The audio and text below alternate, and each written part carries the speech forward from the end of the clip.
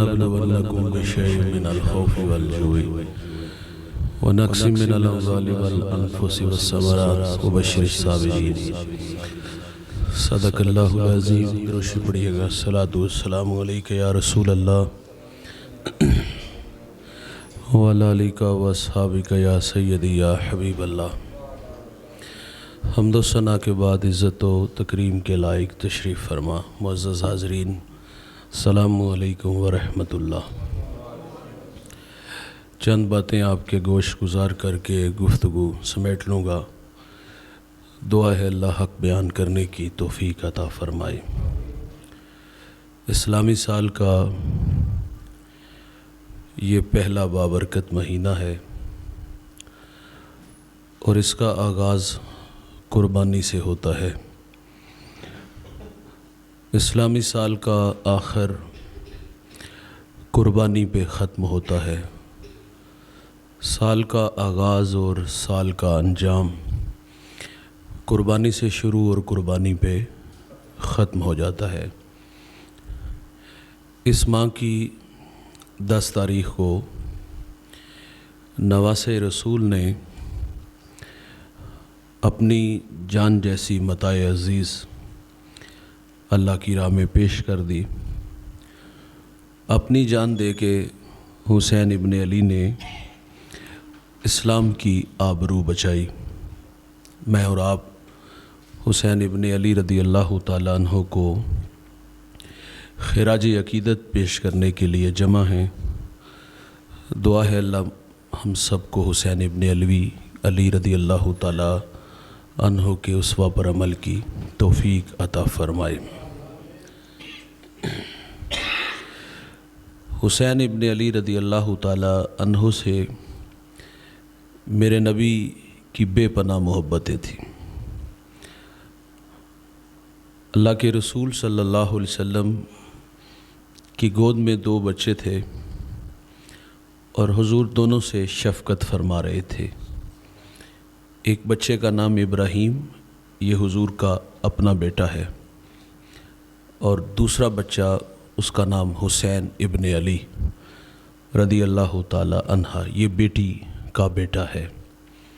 دونوں سے حضور شفقت فرما رہے ہیں۔ کبھی ابراہیم کی گال کو تھپکاتے ہیں تو کبھی امام حسین کی گال کو تھپکاتے ہیں۔ تو اللہ تعالیٰ نے فرشتے کو بھیج دیا اور اختیار دیا کہ دونوں میں سے ایک کو رکھ لو اور ایک کو اللہ مانگ رہا ہے۔ یہ مشکل مرحلہ ہے، ایک طرف بیٹا اور دوسری طرف بیٹی کا بیٹا۔ تو میرے نبی نے اپنا بیٹا ابراہیم پیش کر دیا۔ 3 دن بعد آپ کا انتقال ہوا تو حضور نے بیٹے کی جدائی میں آنسو بہائے، اور پھر نواسۂ رسول سے حضور نے بے پناہ محبت فرمائی۔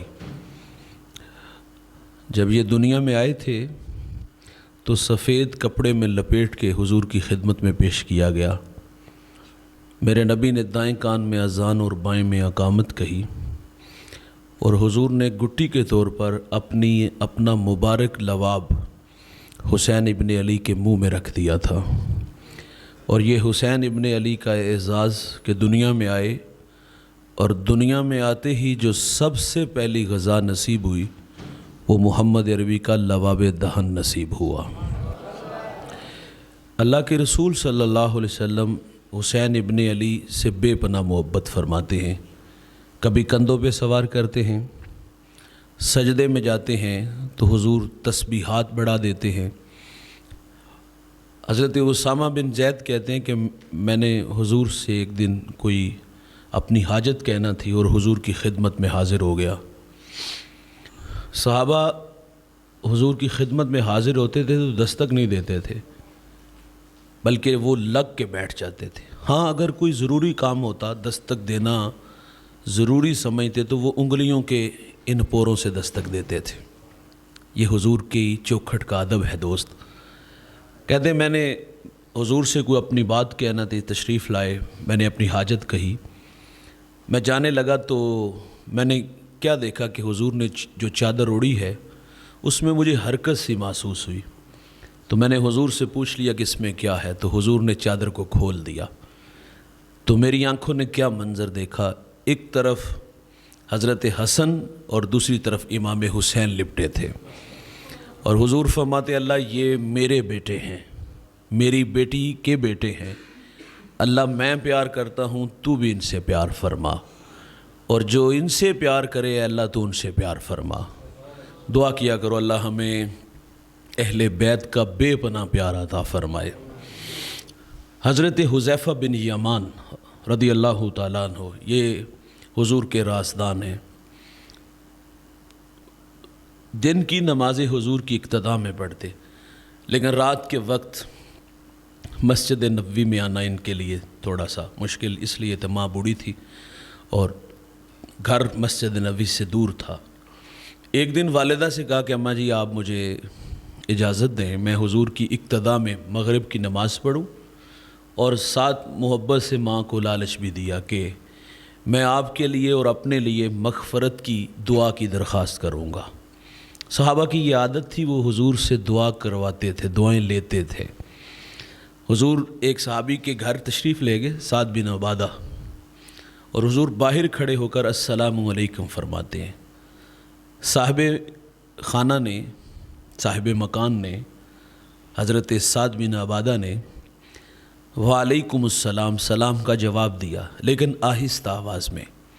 حضور نے دوبارہ پھر السلام علیکم ارشاد فرمایا، تو انہوں نے پھر وعلیکم السلام لیکن آہستہ آواز میں۔ میرے نبی نے تیسری مرتبہ پھر السلام علیکم فرمایا، تو سعد بن عبادہ نے آہستہ آواز میں سلام کا جواب دیا۔ 3 دفعہ حضور نے سلام لیا اور حضور پھر واپس تشریف لے آئے۔ حضور پیچھے پلٹے تھے کہ سعد بن عبادہ جلدی سے باہر آئے اور عرض کیا حضور آپ تشریف لائے نا؟ حضور فرماتے میں نے 3 دفعہ سلام کیا، عرض کی بندہ نواز 3 دفعہ سلام کا جواب دیا، لیکن آہستہ آواز میں۔ میری غرض تھی کہ آپ بار بار میرے اوپر سلامتی بھیجتے رہیں۔ تو وہ دعائیں لیتے تھے بھائی۔ حضرت یعلا بن مرہ فرماتے ہیں ہم ایک غزوے میں تھے حضور کے ساتھ، تو ایک جگہ پڑاؤ ڈالا، حضور کسی درخت کے سائے میں لیٹ کے ماہوے استراحت تھے، تو کہتے میں نے دیکھا کہ ایک درخت اپنی جڑوں سے اکھڑا اور حضور کے قدموں تک آیا، ٹھہرا اور پھر اپنی جگہ پہ آ کے نصب ہو گیا۔ حضور بیدار ہوئے تو میں نے عرض کیا کہ حضور میں کبھی بھی سوال نہ کرتا اگر یہ منظر میری آنکھیں نہ دیکھتی۔ عرض کی حضور میری ان آنکھوں نے اس درخت کو آپ کے پاس آتے دیکھا ہے، تو میرے نبی فرماتے وہ اللہ سے اجازت لے کے آیا تھا کہ تیرا محبوب قریب آیا سلام نہ کراؤں۔ اللہ اکبر، وہاں تو سلامی درخت بھی دینے آتے ہیں یار۔ تو کہا مام آرزو ہے حضور کو سلام کراؤں، دعا کی درخواست کروں گا، تو کہا ٹھیک ہے بیٹا۔ حضرت حذیفہ نے مغرب کی نماز حضور کی اقتداء میں پڑھی، حضور مصروف ہو گئے یہاں تک کہ عشاء کا وقت ہو گیا، نماز عشاء ادا کی اور حضور گھر تشریف لے گئے۔ حجرہ عائشہ کی طرف رخ تھا، تو حضرت حذیفہ کہتے میں نے تو ماں سے وعدہ کیا تھا کہ آپ کے لیے دعا کی درخواست کروں گا۔ اچھا یہ بھی حضور کے پیچھے پیچھے چلنے لگے۔ حضور نے پلٹ کے نہیں دیکھا بلکہ وہیں رک کر کے فرمایا کون ہے؟ کیا پوچھا؟ کون ہے؟ پھر خود فرمایا حذیفہ ہے۔ عرض کہ جی حضور حذیفہ ہے، اور حضور فرماتے حذیفہ اللہ تجھے بخشے تیری ماں کو بخشے، تجھے مجھ سے کیا کام ہے؟ جو کام تھا وہ میرے نبی کے لبوں پہ ہے۔ اور پھر حضور فرماتے میرے پاس فرشتہ آیا ہے اور اس سے پہلے وہ کبھی نہیں آیا، 2 کاموں کی اجازت لے کے، ایک تو سلام کرنے آیا ہے اور دوسرا یہ بتانے آیا ہے کہ آپ کی بیٹی فاطمہ جنتی عورتوں کی سردار ہے اور آپ کے شہزادے حسن و حسین جنتی جوانوں کے سردار ہیں۔ جنت کی سرداری شہزادوں کے پاس ہے، ان شہزادوں سے میرے نبی کی بے پناہ محبت ہے۔ اچھا پھر انہیں زندگی کے آداب میرے نبی نے سکھائے۔ صدقے کی کھجوریں تھیں تو کسی شہزادے نے اٹھا کے منہ میں رکھ لی، تو اللہ کے رسول صلی اللہ علیہ وسلم نے وہ منہ سے کھجور نکالتے ہوئے فرمایا کہ یہ اہل بیت کے لیے جائز نہیں ہے۔ تو یہاں ہمیں سیکھنا ہوگا، شریعت ہمیں سکھاتی ہے حضور کا عمل یہ ہمیں بتاتا ہے کہ اپنی نسلوں کی حفاظت کریں اور انہیں یہ ضرور بتائیں کہ کون کون سی چیز ہمارے لیے جائز ہے اور کون کون سی چیز ہمارے لیے جائز نہیں ہے۔ یہ نشان اگر آپ لگا دیں گے اور وہ جو حد آپ نے بتائی ہوگی اگر وہ حد میں رہیں گے تو زندگی کا حسن اور جمال نصیب ہوگا، آخرت کی منزلیں خوبصورت ہوں گی۔ تو حضرت حسین ابن علی سے حضور نے بڑی محبت فرمائی، زبان چوستے تھے حسین ابن علی کی۔ اللہ کے رسول صلی اللہ علیہ وسلم اس نواسے سے محبت، فرشتہ آ گیا اور فرشتے نے آ کے یہ بھی بتایا، پہلے تو بتا گیا نا کہ آپ کے بیٹا دونوں میں سے ایک کو رکھ لو، اور اب دوبارہ آیا تو کہا کہ آپ کے اس بیٹے کو کربلا کے اندر شہید کر دیا جائے گا۔ پھر وہ کربلا کی مٹی دی گئی، جب یہ خون بن جائے تو سمجھ لینا کہ آپ کا نواسا شہید ہو گیا، اور وہ مٹی حضرت ام سلمہ رضی اللہ تعالی عنہا کو دی گئی۔ یہاں ایک سوال ہے، حضور نے وہ مٹی حضرت عائشہ اور دیگر ازواج میں سے کسی اور کو نہیں دی، ام سلمہ کو کیوں دی؟ کیونکہ حضور نگاہ نبوت سے دیکھ رہے تھے کہ جب میرا شہزادہ شہید ہوگا تو اس وقت ام سلمہ ہی باقی بچیں گی۔ تو وہ مٹی ان تک آئی کہ جب یہ خون بن جائے تو آپ جان لینا کہ حسین شہید ہو گئے۔ پھر 60 ہجری کو یزید تخت نشین ہوا اور اس نے ولید کو پیغام بھیجا کہ حسین ابن علی سے میرے لیے بیعت لو۔ رات کی تاریکی میں آپ کو بلایا گیا اور آپ جانتے تھے کہ اس وقت میں ولید ملاقات نہیں کرتا، بات خطرے سے خالی نہیں۔ آپ نے دوستوں سے مشاورت چاہی کہ ہمیں اس وقت کیا کرنا چاہیے، تو مشورہ یہ طے پایا کہ آپ چند رفقا کو اپنے ساتھ لے جائیں، حالات ٹھیک نہ ہوئے تو آواز دیجئے گا، ہم دیواریں پھیلانگ کر کے دارالعمارت کی اندر آ جائیں گے۔ امام حسین تشریف لے گئے، ولید سے ملاقات کی اور ولید نے بتایا کہ کاتب وحی حضرت امیر معاویہ رضی اللہ تعالیٰ عنہ کا انتقال ہو گیا اور اب ولی عہد یزید ہے اور وہ بیعت کے لیے کہہ رہا ہے۔ تو امام حسین نے فرمایا میرے جیسا شخص رات کی تاریکی میں چھپ کے بیعت نہیں کر سکتا۔ تو آپ نے ایک دن کی مہلت مانگی، باہر آنے لگے تو مروان بن حکم یہ نائب تھا، اس نے ولید کے کان میں کہا کہ اگر یہ شخص چلا گیا سرگوشی کی تو قابو پانا مشکل ہوگا، تقاضا یہ ہے کہ ابھی بیعت لو، بیعت کرتے ہیں ٹھیک، نہیں تو سر کاٹ کے دمشق میں یزید کی بارگاہ میں بھیجو۔ اچھا جب یہ بات کی تو ظاہر اب فوری ہنگامی حالات میں یہاں تو آواز دیتے کہ دیواریں پھیلان کے اندر آؤ، یہاں میری جان کو خطرہ ہے، یا پھر دوڑ کر کے باہر آنا تھا۔ بھائی نہ آواز دی نہ دوڑ کر کے باہر آئے، بلکہ انہی قدموں سے واپس پلٹے اور پلٹ کے فرمایا ولید کیا کہا؟ کہا ہم آپس میں کوئی بات کر رہے، فرمایا سن لیا ہے، اور فرمایا تم جانتے نہیں میں کون ہوں، میری رگوں میں خیدر کرار کا خون دوڑتا ہے۔ اور پھر حسین ابن علی نے وہاں موقع پر 2 ٹوک بات سنائی کہ یزید فاسق ہے، فاجر ہے، میں اس کی بیعت سے انکار کرتا ہوں۔ بیعت سے انکار کیا، گھر آئے اور حضرت زینب رضی اللہ تعالی عنہا سے فرمایا کہ یزید تخت نشین ہو گیا ہے اور وہ بیعت کا تقاضا کر رہا ہے، تو ہم بیعت نہیں کریں گے، ہمیں اس کی کرتوتوں کا پتہ ہے، تو وہ یہاں رد عمل کے طور پہ جھگڑا چاہے گا، میں شہر مدینہ کے تقدس کو پامال ہونے نہیں دوں گا، اس شہر کو خون سے لالا زار نہیں ہونے دوں گا۔ تو بہن تقاضا یہ ہے ہم مدینہ چھوڑ کے مکہ چلے جاتے ہیں۔ یہ نانہ مصطفیٰ صلی اللہ علیہ وسلم کے روضے پر آئے اور اشکبار آنکھوں سے سلام کیا، سیدہ فاطمہ کے قدموں میں جنت البقیع میں جا کے سلام کیا، اور یہ لوگ مدینہ سے مکہ آ گئے۔ اور جب یہ لوگ مدینہ سے مکہ آئے اور ادھر مکہ والوں کو جب آپ پہنچتے ہیں وہاں تو ادھر اس نے چھیڑ چھاڑ تو چھوڑی نہ تھی نا یزید نے، اس نے وہاں بھی لشکر بھیجے لیکن اسے منہ کی کھانی پڑی۔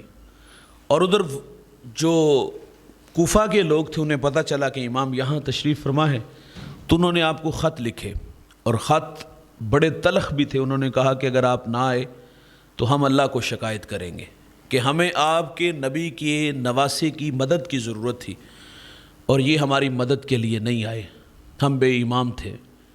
تو امام حسین رضی اللہ تعالیٰ عنہ سینے میں خوف الہی رکھتے تھے، تو یہ خوف الہی امام حسین کو کوفہ کی طرف لے آیا۔ اچھا یہ بھی مشورہ طے پایا کہ آپ اپنا کوئی نمائندہ وہاں بھیجیں اور وہ وہاں کے حالات کو بیان کرے پھر کوئی فیصلہ کیا جائے۔ تو اس کے لیے مسلم بن عقیل رضی اللہ تعالیٰ عنہ کا انتخاب ہوا۔ آپ کوفہ آئے، اور کوفہ جب آپ آتے تو پہلے دن 14,000 کوفی بیعت کر لیتے ہیں امام کے لیے مسلم بن عقیل کے ہاتھ پر۔ اس کی وجہ یہ تھی کہ وہاں کے جو گورنر تھے وہ نعمان بن بشیر تھے، اور یہ محب اہل بیت میں سے تھے، انہوں نے کوئی مزاحمت نہیں کی۔ تو آپ نے جو حالات تھے اس کے پیش نظر آپ نے بھائی کو خط لکھ دیا کہ یہاں کے حالات سازگار ہیں، یہ لوگ آپ کے لیے دیدہ و دل فرش راہ ہیں، آپ آئیں اور ان کی سرپرستی فرمائیں۔ یہ خط مکہ چلا گیا، اور ادھر کوفہ کے حالات بھی بدل گئے۔ جو یزید کے حمایتی تھے انہوں نے یزید کو خط لکھا کہ یہاں جس شخص کو تو نے متعین کیا ہے وہ تو ہاتھ پہ ہاتھ دھر کے بیٹھا ہے، اگر چند دن یہ سلسلہ اسی طرح چلا تو یہاں تیری حکومت کو خطرہ ہے۔ تو اس نے کہا کسی ایسے شخص کو یہاں بھیج جو یہاں کے حالات کو کنٹرول کرے۔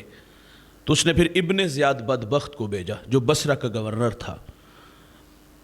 اس نے اپنے بھائی کو پیچھے چھوڑا، اور یزید نے اسے کہا تھا کہ تیرے سامنے دو راستے ہیں، یا حسین کا قتل ہے، یا پھر اگر یہ نہ کیا تو پھر خود مرنے کے لیے تیار ہو جانا، دونوں میں سے ایک راستے کو تمہیں اختیار کرنا ہوگا۔ تو پھر اس نے اسی راستے کو جو اپنے لیے اس نے جہنم خریدی حسین ابن علی کو شہید کر کے، تو یہ رات کی تاریکی میں آیا۔ حجازی لباس اس نے پہنا، یہ جو مکہ اور مدینہ کے لوگ لباس پہنتے ہیں، اور یہ لباس اس لیے پہنا، چہرے پر نقاب اس لیے اڑا تاکہ میں دیکھوں کہ لوگوں کے دلوں میں امام کے لیے اس وقت جذبات کیا ہیں۔ جب یہ کوفہ میں داخل ہوا تو کوفہ والے سمجھے شاید امام آ گئے ہیں، تو لوگ اس کے پیچھے پیچھے چلنے لگے۔ یہ سیدھا نعمان بن بشیر کے محل تک آیا، تو آپ بھی سمجھے شاید کہ امام حسین آ گئے۔ محل کا دروازہ بند کیا اور کہا کہ میرا مشورہ ہے کہ آپ واپس چلے جائیں۔ اس نے چہرے سے نقاب ہٹایا تو یہ ابن زیاد تھا، کہا دروازہ کھولو، مجھے یزید نے بھیجا ہے۔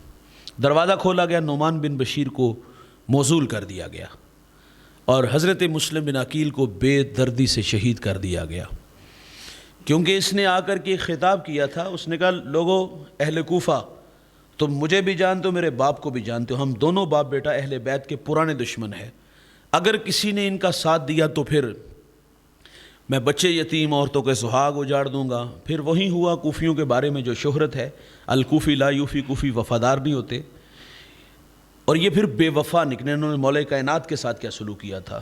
40,000 کوفی بیعت کر چکا تھا امام مسلم کے ہاتھ پر حضرت امام حسین کے لیے۔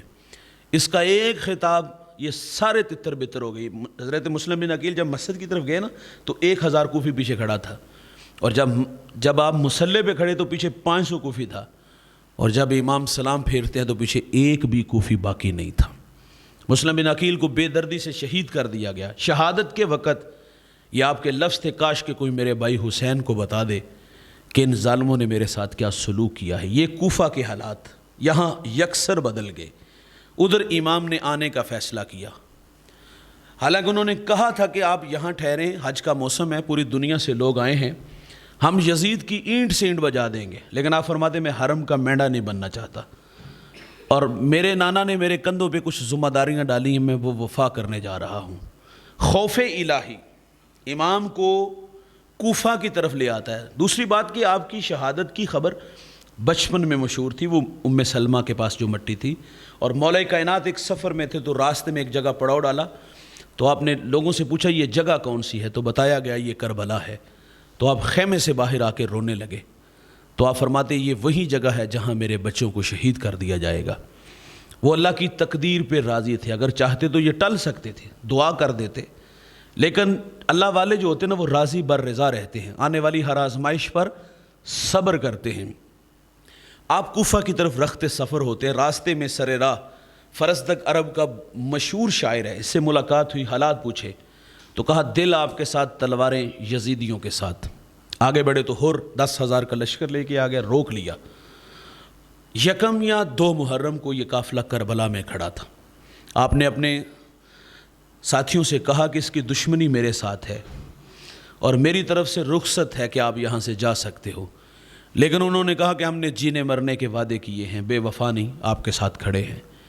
7 محرم کو پانی بند ہوا، 9 محرم کو آپ نے پھر جو ہے وہ چراغ بجھا دیا اور کہا کہ تم یہاں سے جا سکتے ہو۔ آپ نے ان ساتھیوں نے پھر وہی وعدہ، وہی باتیں، وہی وفا کی داستاں، اور پھر ساری رات اللہ کے حضور امام اور امام کے جان نثار نیاز مندیاں پیش کرتے رہے۔ اور جب 10 محرم کا دن آیا تو دو بدو جنگ کا آغاز ہوا۔ یہاں مٹھی بار، ادھر 22,000 کا لشکر، اور امام کا ایک ایک مجاہد میدان میں، اور میدان میں اتر کے اپنی بہادری کے جوہر اپنی تلوار سے کئیوں کو واصل نار گاجر مولی کی طرح کاٹا، دشمن کو کیفر کردار تک پہنچایا، اور پھر شہادت کا جوڑا پہنا تو امام اپنے مجاہد کو اٹھا کے خیمے تک لا کے اللہ سے بس اتنا ہی کہتے ہیں، یا اللہ میری یہ قربانی قبول فرما لے۔ اپنا بیٹا علی اکبر تھا، 18 سال عمر ہے یار، خود اپنے بیٹے کو تیار کیا اور کہا ذرا خیمے میں جا کے جو ہے وہ اپنی والدہ سے اور اپنی پھپھو سے بھی مل لو۔ اور جب خیمے میں آئے تو وہ ایک عجیب کائنات اور ایک عجیب طوفان تھا، وہ بچھڑتے ہوئے ایک عجیب جو ہے وہ رکت آمیز منظر تھا۔ حسین کا بیٹا آخری بار خیمے میں اپنوں سے ملاقات کر کے میدان میں آیا۔ یہ بہادر اتنا تھا کہ جس طرف بڑھتا تھا جو ہے وہ دشمن کو لتاڑ دیتا تھا، چاروں طرف سے گھیر بھی لیا، لیکن پھر بھی جو ہے وہ امام کا بیٹا ان کو ذبح کر کے واپس خیمے کی طرف آتا ہے اور اپنے والد گرامی سے کہتا ہے کہ ابا جی مجھے شدت کی پیاس لگی ہے، اگر مجھے 2 گھونٹ نصیب ہو جائے نا تو آپ دیکھیے گا کہ میں ان ظالموں کو کس طرح جو ہے وہ جہنم رسید کرتا ہوں۔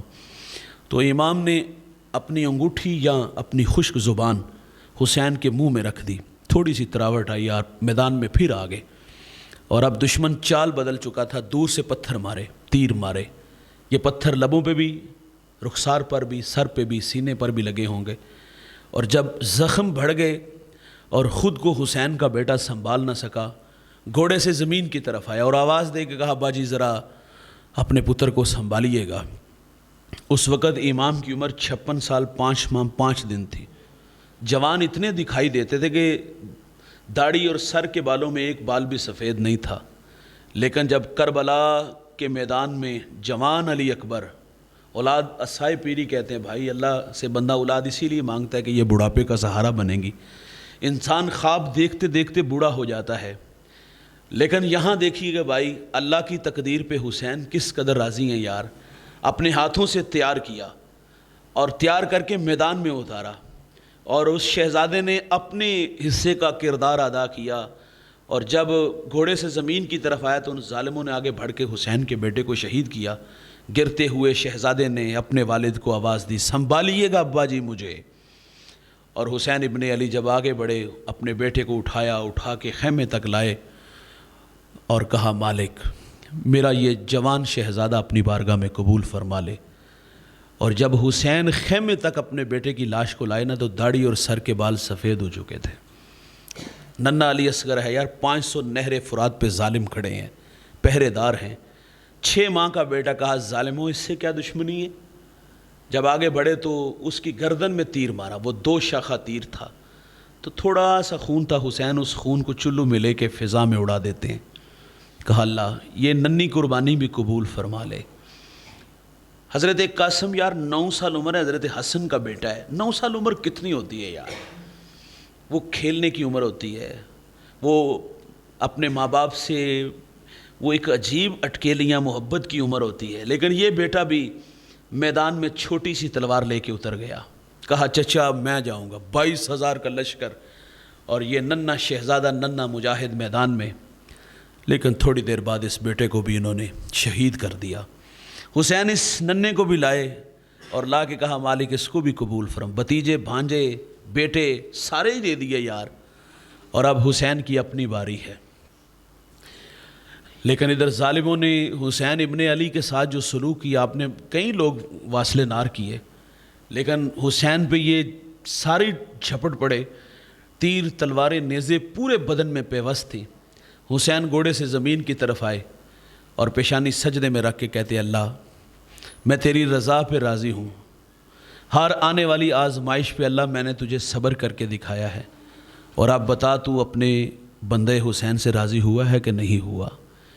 یار ایک ایک کر کے ساری دے دیے، اپنی بھی جان دے رہے ہیں اور جان آفرین کے سپرد ہو رہی ہے، جاتے جاتے اپنے خدا سے یہ پوچھ رہے ہیں اللہ بتا راضی ہوا ہے کہ نہیں ہوا؟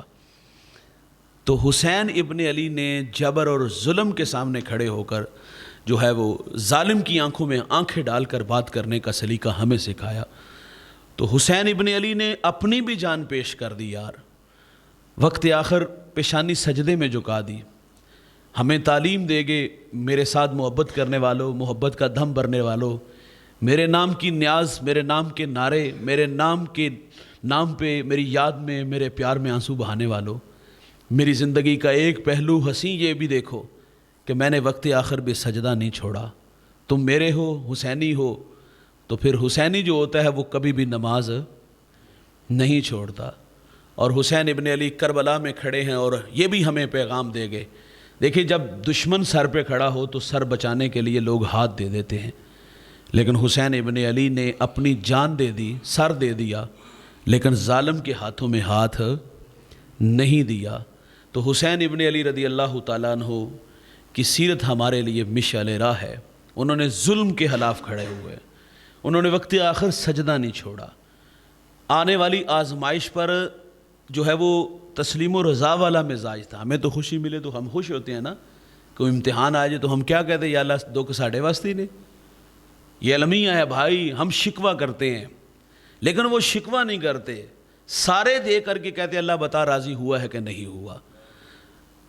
اچھا جب یہ قافلہ 11 محرم کو کوفہ کی طرف بڑھا، تین لوگوں کو جو ہے نا وہ رسیوں سے جھکڑا گیا اور ایک سواری پہ بٹھایا گیا، اور جب یہ کربلا کے پاس سے گزرے نا، وہاں کٹے اور بے لباس جسم اور عجیب وہ کیفیت تھی، تو اس وقت جو اہل بیت کی حالت تھی، سیدہ زینب اور حضرت زین العابدین نے مدینے کی طرف منہ کر کے جو اپنے نانا جان سے کہا کہ دیکھیے کہ آپ کے بیٹوں کے ساتھ اور بیٹیوں کے ساتھ ان ظالموں نے کیا سلوک کیا، اور لوگ چھتوں پہ چڑھ کے جو تماشائی تھے وہ تماشا دیکھنے لگے، اور یہ کہتے ہیں باغیوں کے ساتھ معاذ اللہ، انہوں نے کہا ایسا ہی سلوک ہونا چاہیے۔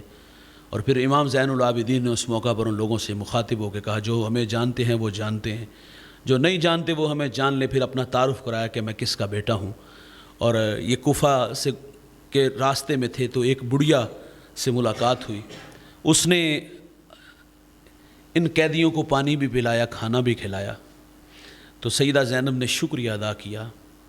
تو اس خاتون نے اپنے بارے میں بتایا کہ میں مدینے کی رہنے والی ہوں، اور مدینے میں میں سیدہ فاطمہ رضی اللہ تعالی عنہا کی کنیزہ ہوں، اور میں ان کی خدمت کیا کرتی تھی۔ تو میں نے ایک دن ان سے کہا کہ آپ مجھے کوئی نصیحت کریں، تو آپ فرماتی ہے کہ زندگی میں اگر تمہیں کوئی قیدی ملے نا تو اس کو پانی پلانا۔ تو میں نے کہا یہاں تو، جب زینب نے کہا یہاں تو ہمیں کوئی جانتا نہیں، تو اتنی مہربانی۔ تو پھر یہ بات سیدہ فاطمہ کی اس بڑھیا نے سنائی کہ مجھے سیدہ نے کہا تھا کہ کبھی زندگی میں کوئی قیدی ملے تو انہیں پانی پلانا۔ تو پھر سیدہ زینب نے کہا ہم یہاں تمہیں کچھ جو ہمارے ساتھ ان لوگوں نے سلوک کیا کوئی خواہش دل میں ہو۔ تو اس بڑھیا نے کہا کہ میرے دل میں ایک آرزو ہے کہ جب میں سیدہ کی خدمت کرتی تھی تو اس آنگن میں ایک کلی تھی اور ایک پھول کھلا تھا، وہ چھوٹے چھوٹے تھے جب میں یہاں آ گئی۔ اب کبھی کبھی دل چاہتا ہے، ظاہرہ بڑے ہوں گے، جوان ہو گئے ہوں گے، تو دل میں آرزو ہے کہ کبھی زندگی میں میری ان بچوں سے ملاقات ہو جو سیدہ فاطمہ کے بیٹے تھے، بیٹی تھی۔ تو سیدہ زینب کی آنکھوں میں بہت سارے آنسو تھے۔ کہا وہ جو ننھی کلی تو نے فاطمہ کے آنگن میں دیکھی تھی، کہا وہ تیرے سامنے کھڑی ہے، اور وہ میرے بھائی کا سر جو نیزے کی نوک پہ ہے، کہا وہ جو ننھا پھول تھا وہ سامنے ہے تمہارے۔ تو بھائی ان لوگوں نے اپنی جان جیسی متاع عزیز راہ خدا میں دی، اور پھر ان لوگوں کے ساتھ جو سلوک ہوا، جب یہ کوفہ میں گئے نا تو ابن زیاد بدبخت نے آپ کے لبوں پہ اور آپ کے رخسار پر چھڑیاں ماری، تو وہاں ایک غالباً زید بن ارقم تھے یا بریدہ اسلمی تھے، وہ کھڑے ہو گئے، کہا ظالم میں نے ان لبوں کو رسول اللہ کو چومتے ہوئے دیکھا، اپنی چھڑی کو ہٹا لے۔ تو یہی کام یزید نے بھی کیا تھا اپنے دربار میں، تو وہاں بھی ایک بوڑھے صحابی نے اس کو منع کیا اور کہا کہ میں نے رسول اللہ سے کو ان لبوں کو چومتے ہوئے دیکھا تھا۔ تو پھر 6 سال بعد مختار سقفی ان پہ قیامت بن کے ٹوٹا تھا، اور پھر قاتلان حسین کا بدلہ مختار سقفی نے لیا۔ ابن زیاد کا سر کاٹ کے جب یہ 30,000 کا لشکر لے کے سامنے آیا تھا نا، تو اس کا سر کاٹ کے کوفہ کے چونک میں لٹکا دیا گیا، اور یہ شمر دوڑ کے جو ہے نا وہ کہیں دور چلا گیا۔ تو جنگل میں امام زین العابدین تھے، اور یہ اتنا پیاسا تھا کہ زبان کانٹا بنی ہوئی تھی۔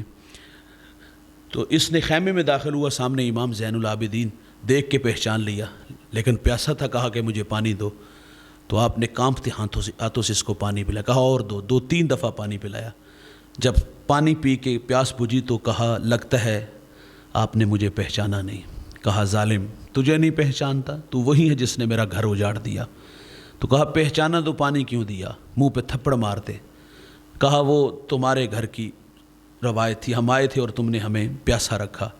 کہا ہم کوثر کے مالک کے بچے ہیں، کہا ہم پیاسے نہیں جانے دیں گے۔ تو ایک ایک کا بدلہ پھر مختار سقفی نے لیا، چونک میں لٹکا کے مارا۔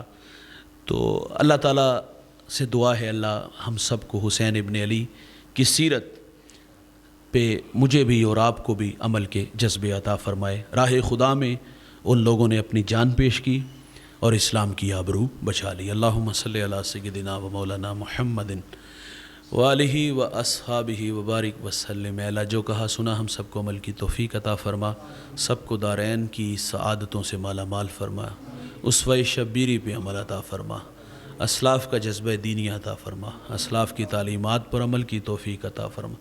جتنے آئے ہیں اللہ سب کو جزائے خیر عطا فرما، سب کے گھروں میں درس قرآن کی برکتیں بھیج دیں، سب کو عزت و آبرو والی زندگی عطا فرما۔ میرے مالک فلسطین کے مظلوموں کی مدد فرما، کشمیر کے مظلوموں کی مدد فرما، اے اللہ نصرت فرما، اعانت فرما۔ اے میرے مالک دشمن کو کیفر کردار تک پہنچا، نیست و نابود فرما، اسلام کا بول بالا فرما، اللہ کفر کا منہ کالا فرما، اسلام کو عزت شان و شوکت عطا فرما۔ صلی اللہ تعالیٰ علی النبی الامین وآلہ وصحبہ اجمعین۔